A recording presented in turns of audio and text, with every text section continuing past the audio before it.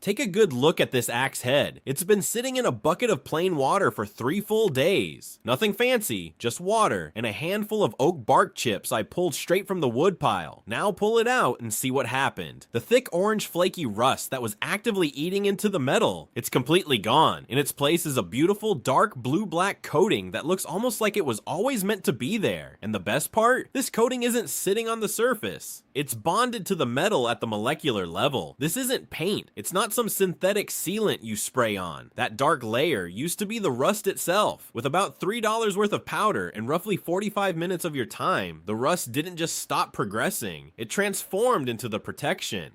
And before you think this is some modern miracle, let me be clear, this is not a new discovery at all. Roman legionnaires were already doing a version of this over 2,000 years ago. Japanese swordsmiths figured out their own method completely independently. West African iron workers arrived at the same solution on their own, and blacksmiths all across medieval Europe discovered it separately as well. Every single civilization that worked with iron and had access to forests eventually came to the exact same conclusion. That kind of independent convergence across continents and centuries doesn't happen by accident. It's chemistry so straightforward and obvious that anyone who paid close attention to their materials eventually saw it. So why isn't this common knowledge today? The answer is pretty straightforward. The global auto parts industry is worth more than $400 billion every single year, and roughly $90 billion of that comes directly from rust damage alone. Replacement body panels, brake lines, exhaust systems, suspension components, parts that should easily last decades but end up replaced far too soon. A simple $3 solution that actually converts existing rust and turns it into a stable protective layer isn't exactly something that industry has any real incentive to advertise on billboards or in big marketing campaigns. But let me show you exactly how this works. You already know this reaction. You've seen it your entire life. You just never had a proper name for it. Think about the dark staining that appears on your cast iron skillet when you cook with acidic foods like tomatoes or vinegar. Remember the rich blue-black patina on old antique ironwork that has somehow survived for hundreds of years without crumbling away. Even the deep black ink used in medieval manuscripts, that famous iron gall ink created by reacting iron salts with oak galls, has lasted more than 800 years on parchment without fading or destroying the paper. All of these examples are the exact same chemistry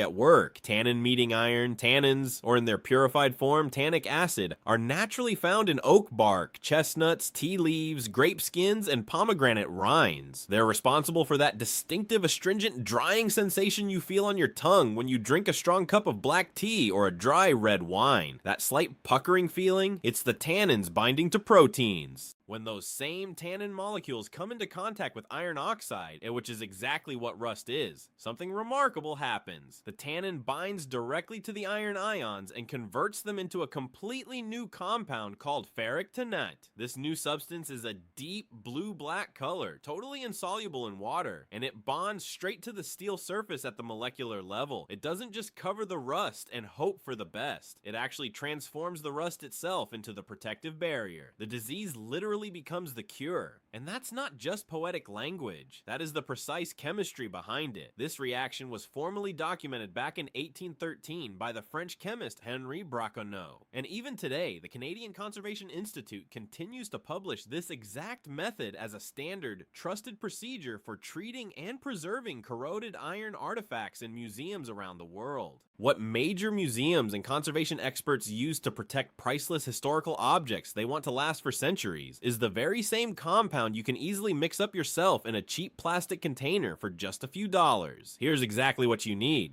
the full parts list. Food grade tannic acid powder. Just search that exact phrase on Amazon and it comes up in the first few results. One reliable brand is Bulk Supplements. A 100-gram bag costs between $3 and $5 and is enough to treat roughly 40 square feet of heavily rusted metal. That's enough for an entire truck frame, a full set of camp tools, and you'll still have powder left over.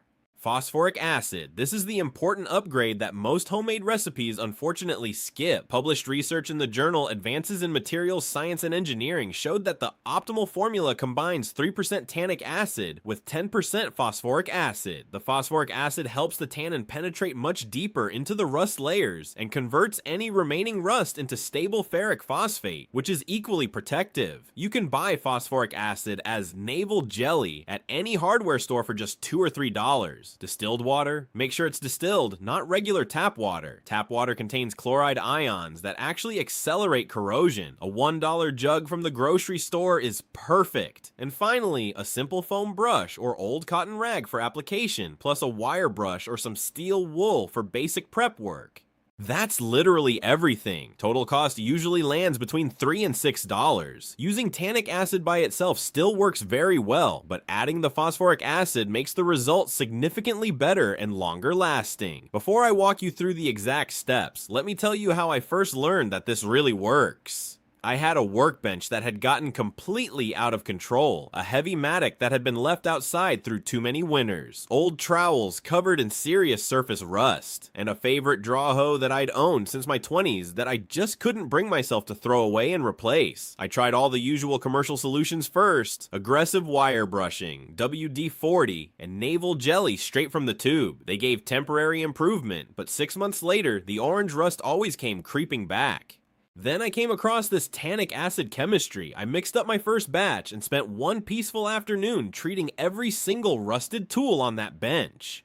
I wasn't prepared for how satisfying the whole process would feel. There's something almost meditative about it. You brush the solution on and watch the color change happen right before your eyes, shifting slowly from bright orange to dark gray, and finally to that deep, stable blue-black. It happens at just the right speed to be calming. It's like ASMR before I even knew what ASMR was. The quiet sound of the wire brush, the soft, gradual color transformation, and the pleasant, earthy, slightly sweet smell of the tannin solution, like a strong forest tea. Everyone I've ever spoken to who has tried this describes the exact same feeling. There's something deeply rewarding about taking something that was broken and damaged and watching it become whole and protected again right there in your own hands. That first experiment was almost 12 years ago now. The mattock is still sitting reliably in the garden shed. The draw hoe is hanging on the workshop wall. Not one of those tools has developed anything worse than a very faint surface patina. I give them a quick touch-up once per season, and it takes me about 20 minutes. 12 years of protection from one $3 bag of powder and a single afternoon of work. Here's exactly how to put it together, step by step. Start by mixing 4 grams of tannic acid powder into 100 milliliters of warm distilled water. Stir it well until everything is fully dissolved. The solution will turn the rich color of strong black tea. Next, add about a teaspoon of navel jelly and stir it in thoroughly. That's your complete upgraded formula.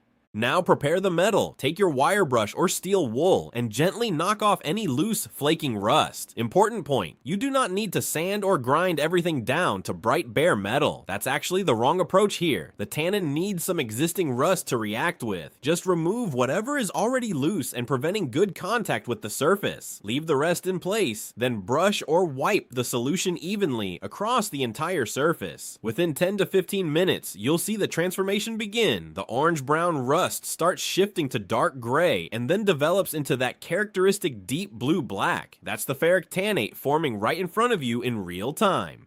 Let the first coat dry completely, usually 2 to 4 hours depending on temperature and humidity. Then apply a second thin coat. The Canadian Conservation Institute specifically recommends multiple thin coats instead of one heavy layer because excess ferric tannate can sometimes flake if applied too thick. Thin coats, allowed to dry fully between applications, build a much denser and more strongly adherent protective layer. Once the second coat has fully cured, you can finish the piece however it suits your intended use. For camp tools, axes, knives, or hatchets, a coat of boiled linseed oil or some melted beeswax works beautifully. For vehicle frames and undercarriages, a rubberized undercoating spray is ideal. And for cast iron cookware, simply reseason it in a 350-degree oven the way you normally would.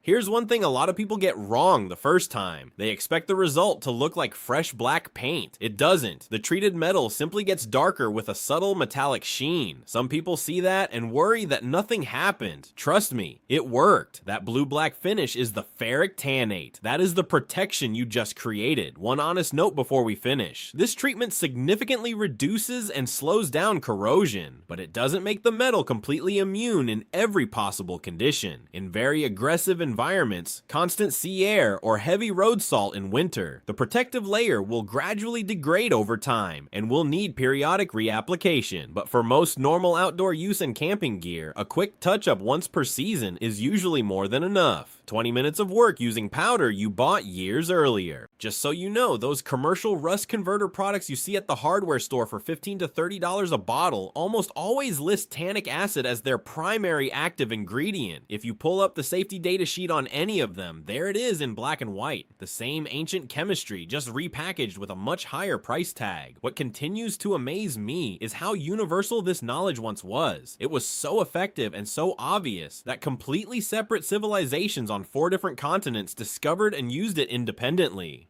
Roman leatherworkers first noticed the reaction by accident while working in their tanning vats and passed the secret on to the blacksmiths. Japanese swordsmiths developed their own refined version using fermented plum juice. West African ironworkers traditionally used acacia pods and shea bark right before the monsoon season, and in Northern Europe, Iron Age bog bodies have been discovered with iron blades still perfectly intact after more than 1,000 years, preserved not by any deliberate treatment, but simply by the naturally high tannin content in the acidic peat water surrounding them. Somewhere over the last 100 years, as the hardware store aisles became filled with shiny branded products and expensive chemical solutions, this ancient reliable knowledge quietly stopped being passed down from one generation to the next. It just sat on a dusty shelf and faded into the background. But the good news is that it's incredibly easy to bring it back. All it takes is a 100-gram bag, 45 minutes of your time, and the rust on whatever you're looking at right now stops being a problem and starts becoming part of the solution. I don't know exactly what brought you here today. Maybe it was that axe head you brought home from your last camping trip, now covered in fresh orange rust. Maybe it's the truck frame you've been meaning to deal with for months. Perhaps it's the cast iron pan that's been sitting neglected in the corner of your kitchen since last winter. Or maybe you're simply someone who loves understanding how things really work, and the algorithm dropped you here at midnight. Whatever the reason, remember this: the rust you're looking at right now is not some hopeless problem that needs an expensive commercial fix. It's raw material waiting for the right chemistry to turn it into something strong and lasting. For $3 and less than an hour of your time, you can make the rust work for you instead of against you. That's it for today.